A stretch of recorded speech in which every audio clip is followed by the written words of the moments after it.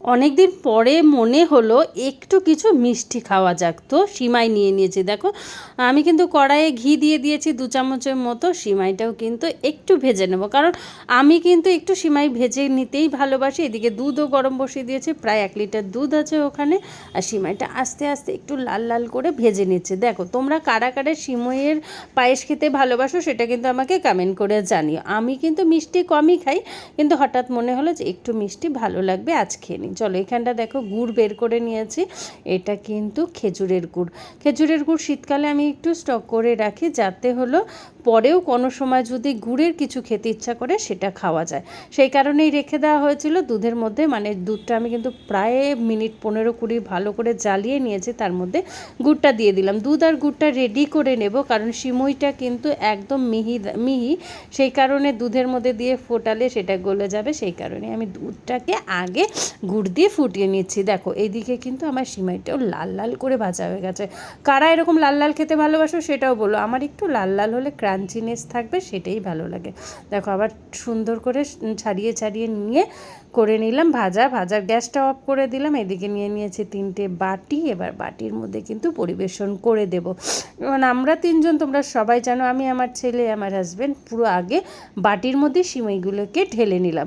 এরকমভাবে কারা কারা করো সেটাও জানিও। আমি কিন্তু দুধের মধ্যে দিয়ে সিমইটা ফোটাই না, ফোটালে সেটা গলে যায়, খেতে ভালো লাগে না। আর এটা যেহেতু লাল লাল করে ভেজে নিয়েছি। আর এদিকে দেখো দুধের মধ্যে এলাচ একটু দিয়ে দিলাম।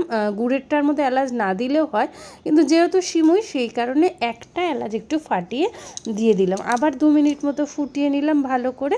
ফুটিয়ে নিয়েই কিন্তু দেখো সুন্দর একটা কিন্তু দুধের একটা দুধ বানিয়ে নিয়েছি আমি, মানে যেটা আমি সিমাইয়ের মধ্যে দেব, কারণ আমার গুড় খেতেই বেশি ভালো লাগে, সেই কারণে আমি গুড় দিয়েই বানিয়ে নিলাম। এবার সিমাইয়ের মধ্যে আস্তে আস্তে কিন্তু দুধ দিয়ে দেব। দুধ দিয়ে দিলে এটা যদি গরম গরম খাও তাহলে কিন্তু বেশি ভালো লাগবে। আমি কিন্তু গরম গরমই পরিবেশন করছি। আর এটার মধ্যে কিন্তু তোমরা চাইলে ড্রাই ফ্রুট ছোট ছোট করে কেটে দিতে পারো, আমি দিলাম না, কারণ আমার এমনিই খেতে ভালো লাগে, সেই কারণে কিন্তু দিলাম না। দেখো কেমন হয়েছে আমার সিমইয়ের পায়েসটা।